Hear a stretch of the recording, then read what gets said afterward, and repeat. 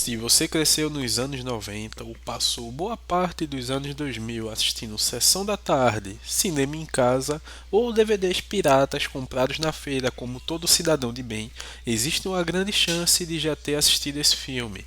Um filme que ajudou a apresentar Jack Chan para o público ocidental, que misturava artes marciais, comédia, cenas perigosas e um protagonista tão carismático que era impossível não torcer por ele.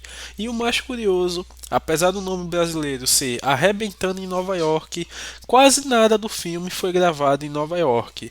Hoje vamos relembrar um dos maiores clássicos da carreira de Jack Chan, que para mim é o melhor filme dele e só minha opinião importa, um filme que marcou uma geração inteira. Você se lembra de Arrebentando em Nova York? Antes de tudo, precisamos voltar para os anos 90. Hoje, Jack Chan é uma lenda, mas naquela época ele ainda era muito mais conhecido na Ásia do que nos Estados Unidos. Ele já tinha feito dezenas de filmes de sucesso em Hong Kong, já era considerado um dos maiores astros das artes marciais, mas ainda faltava conquistar o mercado americano. E foi justamente aí que entrou Rumble in the Bronx, conhecido no Brasil como Arrebentando em Nova York. O filme acompanha Keong, interpretado por Jack Chan. Keong viaja de Hong Kong para Nova York para participar do casamento do tio que está vendendo no mercado. A viagem dele é tranquila, uma simples visita em família, e Keong fica morando no apartamento do tio enquanto o tio vende o mercado e vai para sua lua de mel. Então Keong fica meio que trabalhando para a nova dona, que é uma jovem chamada Elaine. E é aí que os problemas começam. Primeiro, logo nos primeiros dias, uma gangue local começa a causar problemas, vandalizam a loja, ameaçam clientes e fazem de tudo para prejudicar a Elaine. É nesse momento que Keong decide intervir e, quando Jack Chan decide resolver um problema, a física normalmente pede demissão. Então, essa é uma das maiores qualidades do filme, as cenas de ação. Porque Jack Chan sempre foi diferente. Enquanto outros astros das artes marciais focavam apenas em parecer durões, Jack transformava cada luta em uma mistura de ação e comédia.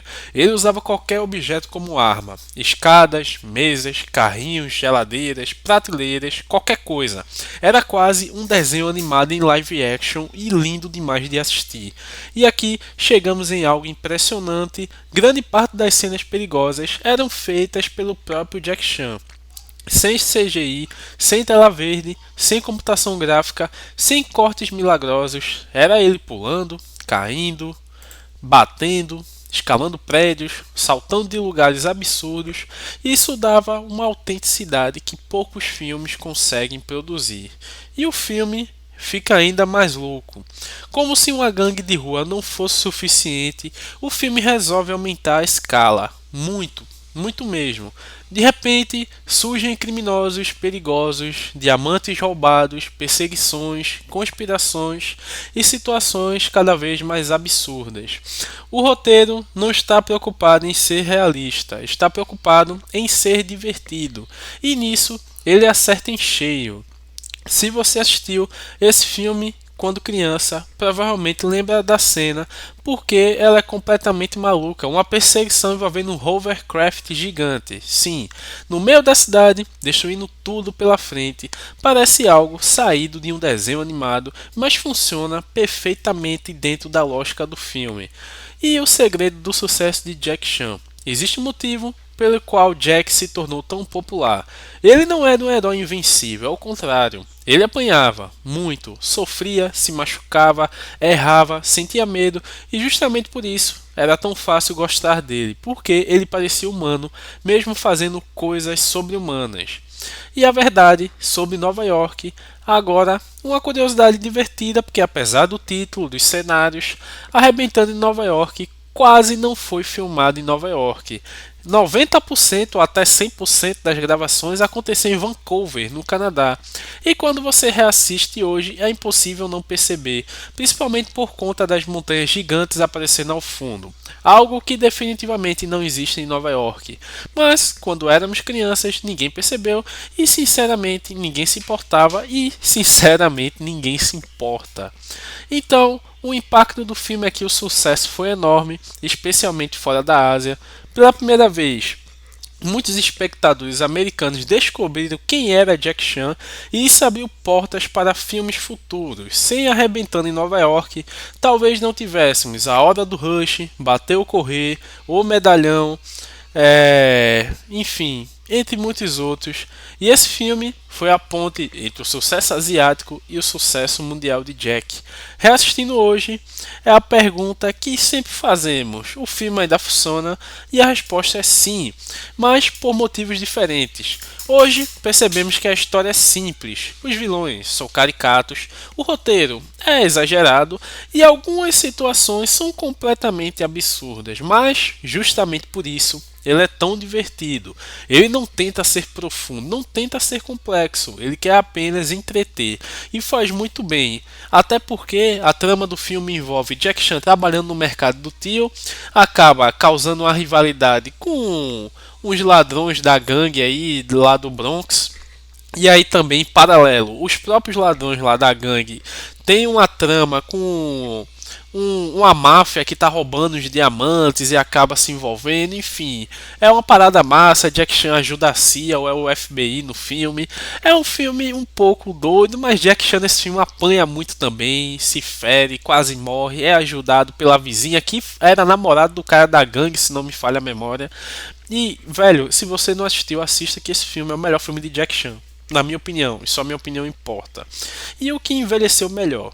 As cenas de ação, sem discussão, porque elas continuam impressionantes mesmo comparadas aos filmes modernos. Na verdade, em muitos casos, elas parecem até melhores, porque sabemos que havia risco real, sabemos que Jack realmente estava ali e isso faz toda a diferença. Então, Arrebentando em Nova York pode não ser o melhor filme da carreira de Jack Chan, mas talvez seja um dos mais importantes, repetindo que para mim é o melhor filme, ponto final.